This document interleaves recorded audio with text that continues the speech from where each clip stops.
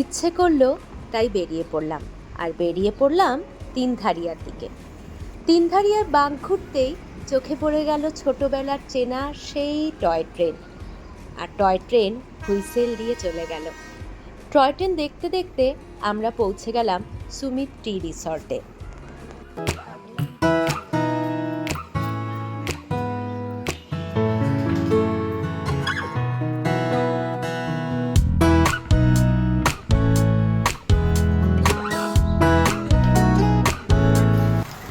শিলিগুড়ির থেকে মাত্র 30 কিলোমিটার দূরে এই সুমিত টি রিসর্ট তিনধারিয়াতে। ছোটোর মধ্যে হলেও খুব সুন্দর এই টি রিসর্টটা। এখানে থাকার জায়গাও আছে, সেটা আমি দেখাবো। রেস্টুরেন্টটা সত্যিই খুব সুন্দর। এরকম চারিদিকে মেঘ ভেসে বেড়াচ্ছে, আর তার মাঝে বসে এরকম একটা গরম গরম চা খেলে সত্যি সব ক্লান্তি যেন মেঘে উড়ে যায়, তাই না?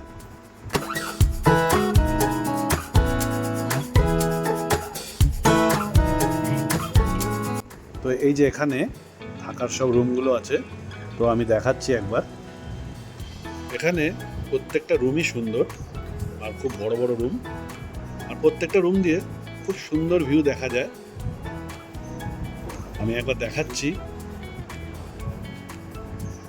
এই যে এটা হচ্ছে ভিউ রুম, প্রত্যেকটা জানলা বড় বড়, আর ওই পাশ দিয়ে টয় ট্রেন চলে। নামো, আমি আরেকটা রুমে যাচ্ছি, যে রুমটা অনেকটাই বড়। আর এই রুমের হচ্ছে একটা ব্যালকনি আছে, ব্যালকনি দিয়ে খুব সুন্দর ভিউ দেখা যায়। এটাও একটা রুম, আর ওই পাশে হচ্ছে ব্যালকনি।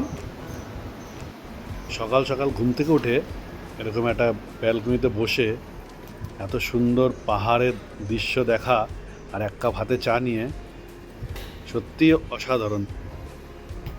এই যে এদিক দিয়ে পুরো পাহাড়টা দেখা যায়, আর চারিদিকে যেন কুয়াশা, আর তার মাঝখান দিয়ে এরকম টয় ট্রেন যদি চলে যায়, তো সব মিলিয়ে সত্যিই খুব সুন্দর।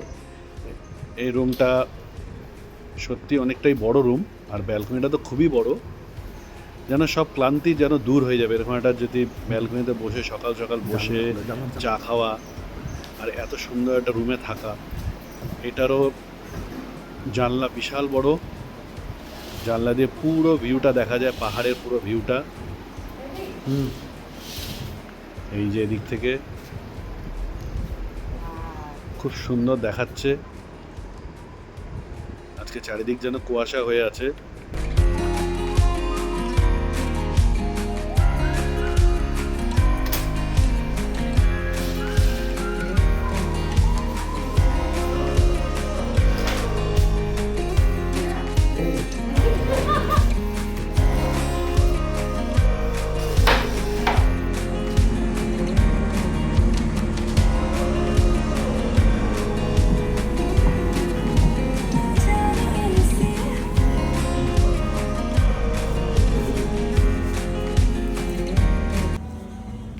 সময়টা খুব ভালোই কাটলো পাহাড়ের কোলে এই ছোট্ট জায়গায়, বৃষ্টি আর মেঘের খেলার মাঝখানে।